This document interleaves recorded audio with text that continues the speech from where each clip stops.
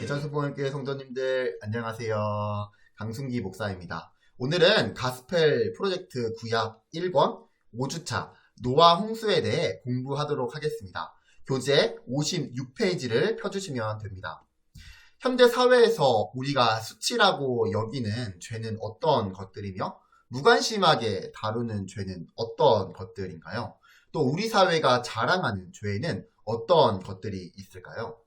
성경에서 규정한 죄의 목록들 가운데 어떤 것들은 현대사회와 대중문화 속에서 더 이상 정죄되지 않거나 처벌받지 않는 것들이 있습니다. 그리고 소수자의 권리, 개인의 행복 추구권, 예술 등의 이유로 합리화되고 법제화되는 경우도 있습니다. 예를 들어 동성애나 혼전순결, 거짓말 등입니다. 심지어 어떤 죄들은 미화되고 권장되기도 합니다. 이제 5주차에 배울 내용을 보겠습니다. 5주차에서는 하나님이 인간의 반역에 어떻게 응답하시는지 살펴볼 것입니다.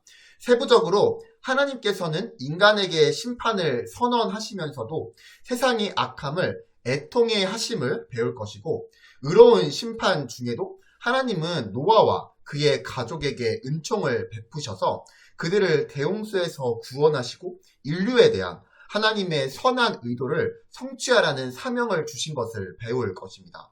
마지막으로 노아처럼 우리도 심판에서 구원받아 하나님의 구속된 백성으로서 하나님께 순종하라는 부름 받았음을 배울 것입니다.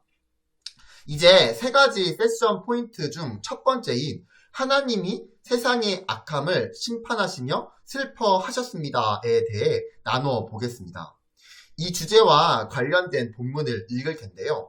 본문을 읽기 전에 본문 이해를 위한 몇 가지 질문을 염두에 두고 읽기를 원합니다. 하나님은 사람의 죄악과 그들의 모든 생각이 악함을 보신 후 어떠한 반응을 보이셨는지요? 하나님은 사람의 모든 생각이 악함을 보시고 어떠한 결단을 내리셨나요? 이제 이 질문들을 염두에 두고 창세기 6장 5절부터 7절까지 읽어보겠습니다. 야훼께서 사람의 죄악이 세상에 가득함과 그의 마음으로 생각하는 모든 계획이 항상 악할 뿐임을 보시고 땅 위에 사람 지으셨음을 한탄하사 마음에 근심하시고 이르시되 내가 창조한 사람을 내가 지면에서 쓸어버리되 사람으로부터 가축과 기는 것과 공중의 새까지 그리하리니 이는 내가 그것들을 지었음을 한탄함이니라 하시니라. 하나님 보시기에 인간의 생각이 항상 악했다라고 합니다.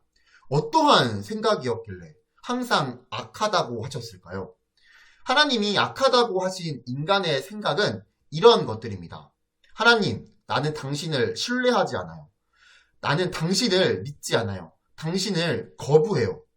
다시 말해서 하나님과 상관없는 생각, 하나님을 의식하지 않는 생각을 말합니다. 즉, 자기가 주인 되어서 자기 멋대로 자기의 정욕과 자기의 생각과 자기의 계획대로 살아가는 것들, 이 자체가 하나님 보시기에 악하다는 것입니다. 그럼 하나님을 배척하고 거부하는 생각에서 파생되는 것들에는 무엇이 있을까요? 방탕하고 술 취하고 음란하고 거짓 행하는 것들이 하나님을 배척하고 거부하는 생각에서 파생될 것입니다. 하나님은 사람의 죄악과 그들의 모든 생각이 악함을 보신 후 어떠한 반응을 보이셨나요? 성경은 하나님께서 한탄하셨다라고 기록하고 있습니다. 히브리어로는 나함이라고 하는데 극도의 슬픔, 괴로움, 후회라는 뜻을 가지고 있습니다. 자녀가 부모는 안중에도 없고 자기 멋대로 살면서 밖에서 사고치고 다닌다라면 부모의 마음은 어떨까요? 지금 본문 속 하나님이 그와 같은 마음이라는 것입니다. 하나님도 동일하게 느끼신다라는 것입니다. 어떻게 이렇게 무한하신 분이, 아무것도 부족한 것이 없으신 분이 한탄하시며 괴로워하실 수 있을까요? 어떻게 하나님이 마음의 상처를 받을 수 있을까요? 하나님이 만약 기계이시고 저 멀리 하늘 꼭대기에 앉아 계시는 우리 같은 인간과 상관없는 분이라면 아무 문제가 없겠지만, 하나님의 본성 안에는 사랑이라고 하는 하나님의 성품이 있기 때문에 인간이 하나님을 배척하면 하나님은 상처받으시고 슬퍼하시는 것입니다. 하지만 하나님은 범죄한 인간을 향하여 무조건 심판을 먼저 하시지 않습니다. 아담과 하와의 범죄 후 슬퍼하시며 가죽옷을 입혀주시는 긍휼과 인내를 보면 알 수 있습니다. 즉 하나님은 긍휼과 사랑과 자비의 하나님이시기 때문에 하나님도 가슴 아파하시고 마음의 상처를 받으시며 괴로워하실 수 있는 것입니다. 성경은 하나님이 악한 사람들을 심판하시기 전에 근심하셨다라고 말합니다. 이 말의 의미는 무엇일까요? 근심하시고의 히브리어는 아차브입니다. 상처, 슬픔, 고통이라는 뜻을 가지고 있습니다. 우리가 잘 아는 하와가 선악과를 따먹고 난 후에 하나님께서 하와에게 저주를 내리시며 해산하는 고통을 선언하셨는데, 그때의 고통이 바로 아차브입니다. 즉 여자가 해산할 때 경험하는 그 고통을 말하는 것입니다. 바로 하나님의 근심이 마치 이와 같은 깊은 슬픔과 고통 가운데 근심하셨다라는 것입니다. 하나님이 근심하셨다라는 묘사는 하나님의 성품에 대해 무엇을 말해주나요? 하나님의 근심은 자신이 창조한 사람들에 대한 사랑의 마음에서 나오는 아픔의 표현입니다. 그리고 우리의 아버지로서 하나님 당신의 기쁨을 우리의 기쁨과 당신의 아픔을 우리의 아픔과 함께 묶어 놓으셨습니다. 죄를 짓고 타락한 우리를 보며 화내시고 분노하시기보다는 먼저 함께 아파하시고 고통받으시는 하나님의 마음을 드러내는 것입니다. 대홍수 이야기는 분명 심판 이야기입니다. 물로 다 멸하시겠다라고 말씀하시는 엄청난 심판 이야기입니다. 즉 하나님이 모든 악을 거부하시는 거룩하고 의로운 재판장이심을 말하는 것입니다. 다시 말해서 하나님의 속성 중에는 공의가 있기 때문에 인간의 죄에 대해서 단호하게 거부하시고 거기에 맞는 징벌을 내리시는 것입니다. 그러나 이것은 슬픈 사랑 이야기이기도 합니다. 공의의 하나님이시기에 심판하시지만 자신의 백성을 포기하지 않으시는 사랑 많은 하나님의 눈물도 있기 때문입니다. 슬퍼하지 않고 진노만 하시는 하나님을 상상하면 어떤 생각이 드시나요?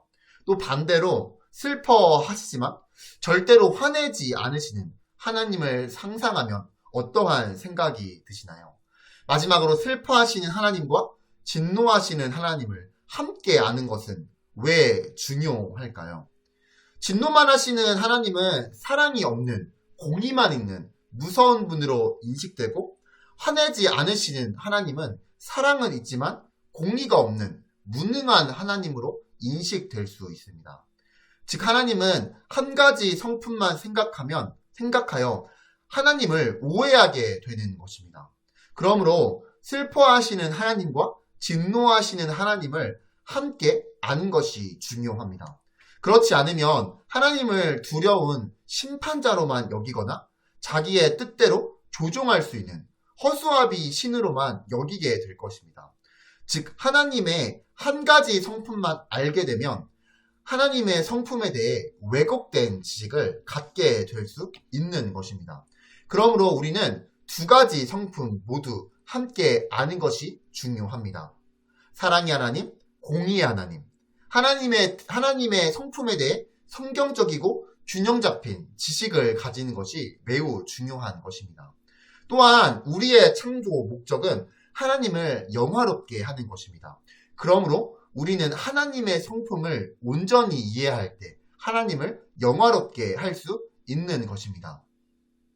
심판과 구원 속에는 하나님의 영광이 나타납니다. 즉 하나님이 하신 일을 볼 수 있게 드러내는 것. 하나님 자신의 온전한 성품을 자신의 일을 통해 나타내시는 것을 하나님의 영광이라고 말하는 것입니다. 다시 말해서 하나님의 본질적인 아름다움으로 하나님의 속성들과 성품들에서 드러나는 하나님의 밝음과 아름다움을 말합니다. 그렇기에 다윗의 평생 소원이 주의 성전에 가서 야훼의 아름다움을 사모하는 일이었던 것입니다. 하지만 성경은 인류가 하나님의 창조 목적인 하나님을 영화롭게 하는 것을 저버렸기 때문에 하나님의 영광에 이르지 못했다고 말합니다. 이제 두 번째 주제로 넘어가겠습니다. 하나님이 의인의 가족에게 은총을 베푸셨습니다에 대해 나누어 보겠습니다. 이번에도 관련된 성경을 읽기 전에 질문을 염두에 두고 읽었으면 좋겠습니다. 노아에 대해 어떻게 묘사하고 있나요? 온 땅이 부패함을 보시고 하나님은 노아에게 무엇을 명령하셨나요? 온 세상을 홍수로 멸하실 때 하나님은 누구에게 어떠한 은총을 베풀어 주셨나요? 이제 이 질문들을 염두에 두고 창세기 6장 8절부터 22절까지 읽어보겠습니다. 그러나 노아는 야훼께 은혜를 입었더라. 이것이 노아의 족본이라. 노아는 의인이요 당대의 완전한 자라. 그는 하나님과 동행하였으며 세 아들을 낳았으니 셈과 함과 야벳이라. 그때에 온 땅이 하나님 앞에 부패하여 포악함이 땅에 가득한지라. 하나님이 보신즉 땅이 부패하였으니 이는 땅에서 모든 혈육 있는 자의 행위가 부패함이었더라. 하나님이 노아에게 이르시되 모든 혈육 있는 자의 포악함이 땅에 가득함으로 그 끝날이 내 앞에 이르렀으니 내가 그들을 땅과 함께 멸하리라. 너는 고페르나무로 너를 위하여 방주를 만들되 그 안에 칸들을 막고 역청을 그 안팎에 칠하라. 내가 만들 방주는 이러하니 그 길이는 300규빗, 너비는 50규빗, 높이는 30규빗이라. 거기에 창을 내되 위에서부터 한 규빗에 내고 그 문은 옆으로 내고 상중하 3층으로 할지니라. 내가 홍수를 땅에 일으켜 물을 생명의 기운이 있는 모든 육체를 천하에서 멸절하리니 땅에 있는 것들이 다 죽으리라.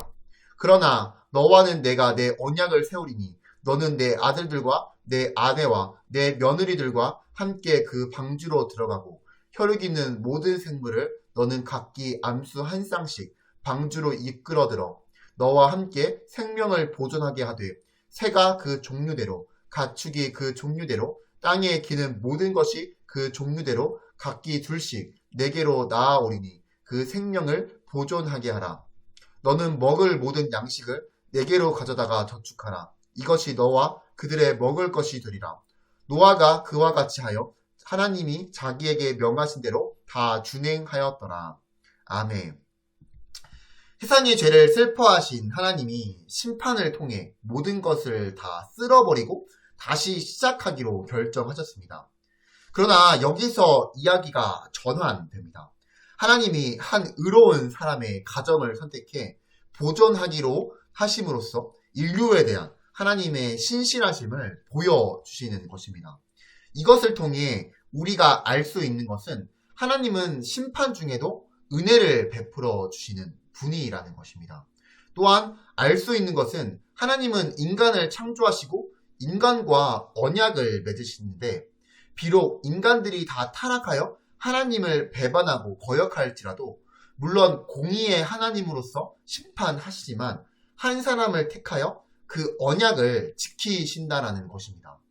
그렇다면 의로운 한 사람인 노아에 대해 어떻게 성경은 묘사하고 있나요? 노아는 야훼께 은혜를 입은 자입니다. 그리고 그는 의인이요 당대의 완전한 자였으며 하나님과 동행한 자였습니다. 우리는 이 사실을 알기 전에 더욱더 중요한 것을 알 필요가 있는데요. 여기서 더욱 중요한 것은 순서입니다. 즉 야훼께 은혜를 입은 것이 먼저 나오는 것입니다.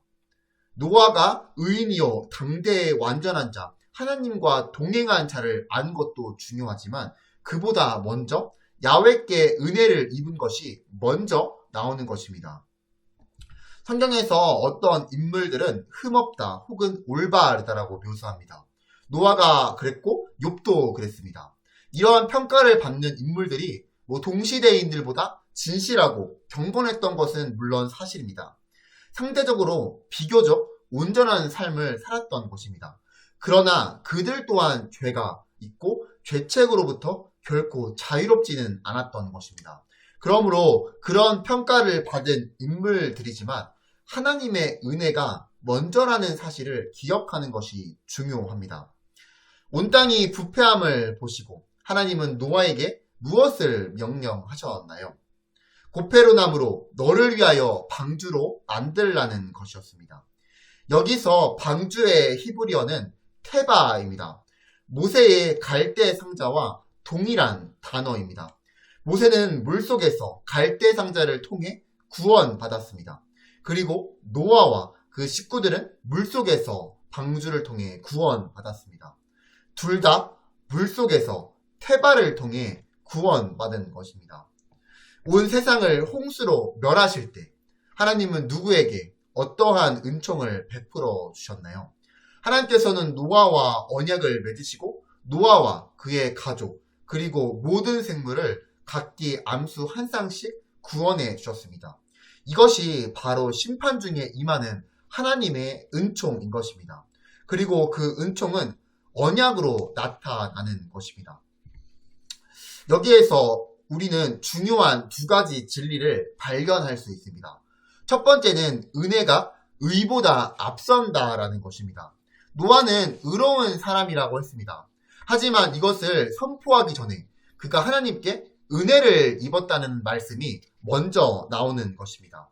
그러므로 우리는 여기서 노아의 의로움을 아는 것도 물론 중요하지만 그보다 선행하는 것을 아는 것이 더 중요하다라는 것입니다.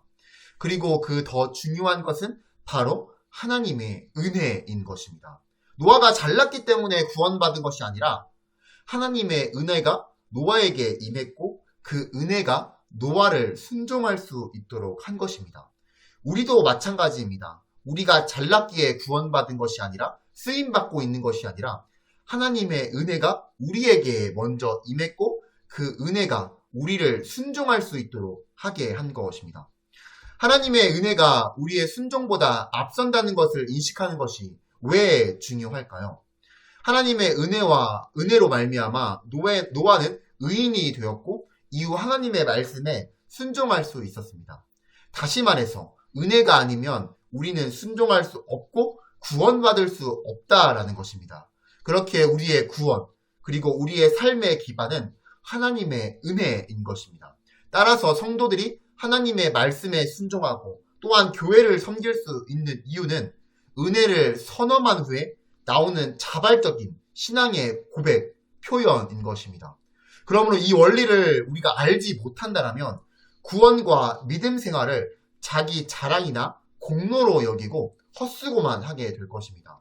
또한 두 번째로 중요한 것은 하나님이 노아와 맺으신 그 언약의 혜택을 노아 한 사람뿐만이 아니라 그 가족까지 입었다라는 것입니다.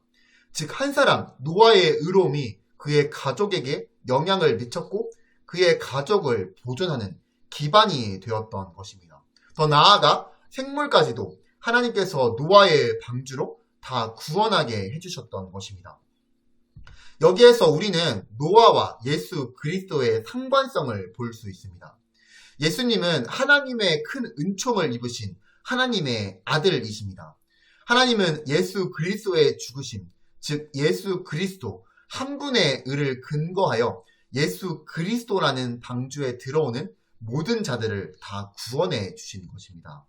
노아 한 사람으로 인하여 그의 가족과 생물이 구원받았던 것처럼 우리는 예수 그리스도 한 분으로 인하여 그의 의를 믿고 그분을 의지할 때 예수 그리스도라는 방주에 들어가 구원을 누리게 되는 것입니다. 이것이 바로 노아와 예수 그리스도와의 상관성입니다. 노아의 가족은 노아의 의에 근거해 홍수에서 구원받았습니다. 그들은 노아에게 속했기 때문에 구원받았습니다. 우리는 오직 예수님이 하신 일에 의해서만 구원받고 예수님께 속해 있을 때만 구원받습니다. 온 세상이 하나님을 거절하며 조상들처럼 자신들도 하나님을 신뢰하지 않는다라고 말할 때 노아는 묵묵히 방주를 지었습니다. 그는 하나님을 믿는다라는 것을 자신의 삶으로 방주를 묵묵히 짓는 것으로 보여주었던 것입니다. 노아는 하나님이 말씀하신 대로 행하신다라는 믿음을 가졌다라는 것입니다. 그리고 하나님은 노아의 신실함에 보답해 주었습니다. 하나님의 말씀을 믿지 않은 모든 사람을 삼킨 물이 방주를 띄워 주었습니다. 물이 불어나자 모두가 물에 빠졌으나 노아와 그의 가족은 떠올려져 구원받았습니다.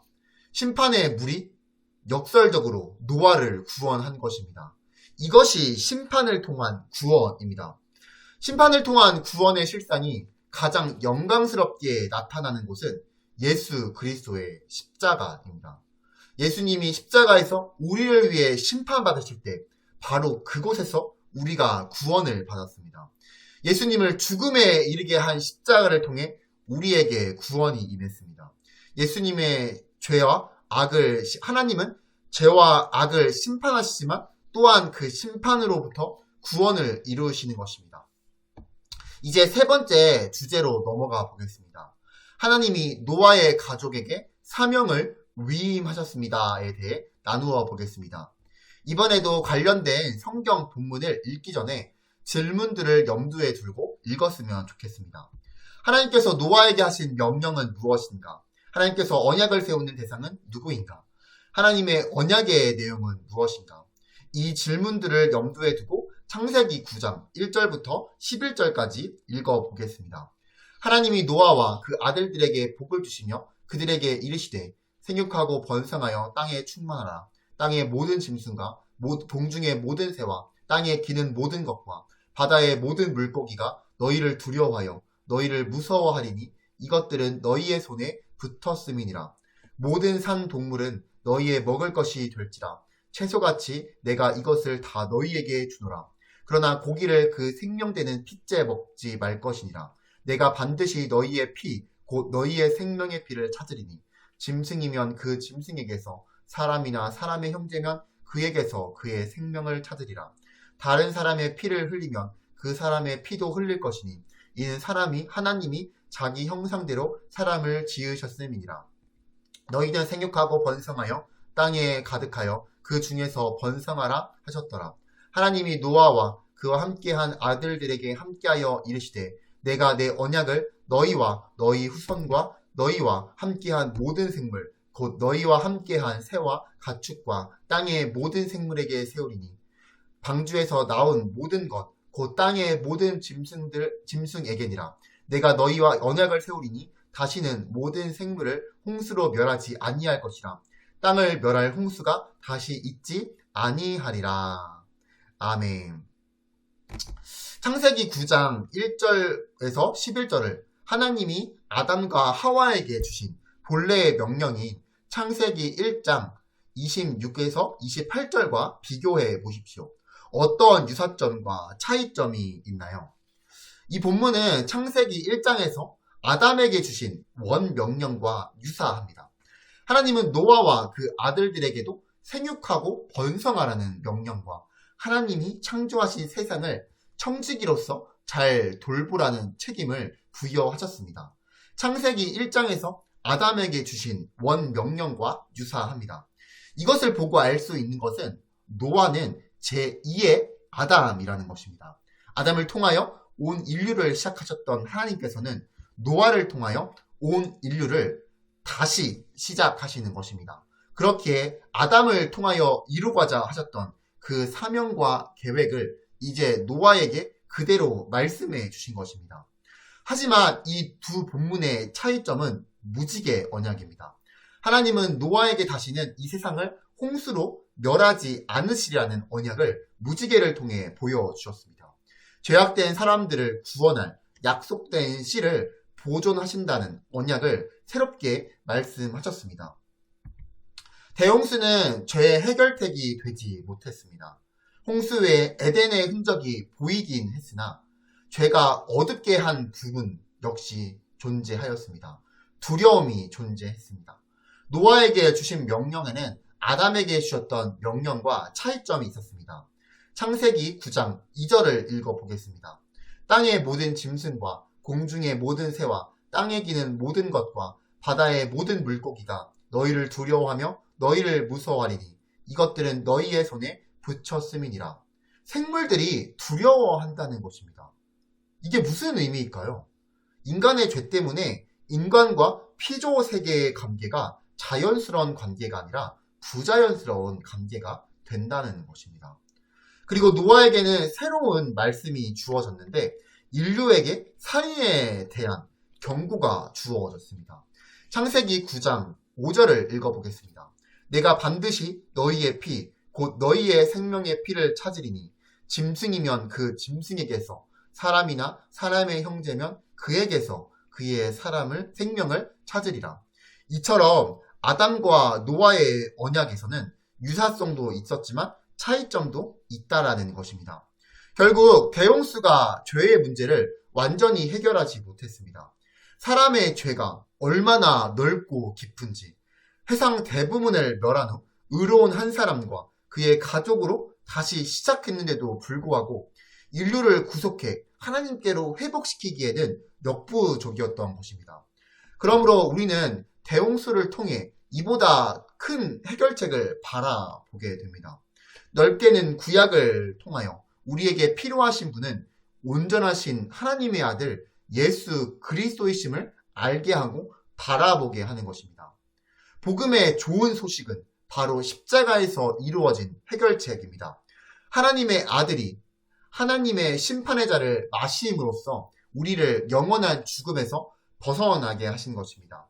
예수 그리스도만이 우리에게 온전하며 완벽한 구원을 우리에게 주시는 것입니다. 노아 언약은 피조물을 마지막 심판의 때까지 보존하시겠다는 하나님의 은혜로운 헌신의 약속입니다. 즉 자연 질서를 보존하시겠다는 언약이며 앞에서 주신 살인 규정도 인간의 생명을 보존하시기 위한 언약인 것입니다. 그러므로 노아 언약에 있어 보존의 언약은 중요한 부분입니다. 그리고 다른 표현으로 하나님의 의로운 헌신이시기에 헌신의 언약이라고 표현할 수도 있습니다.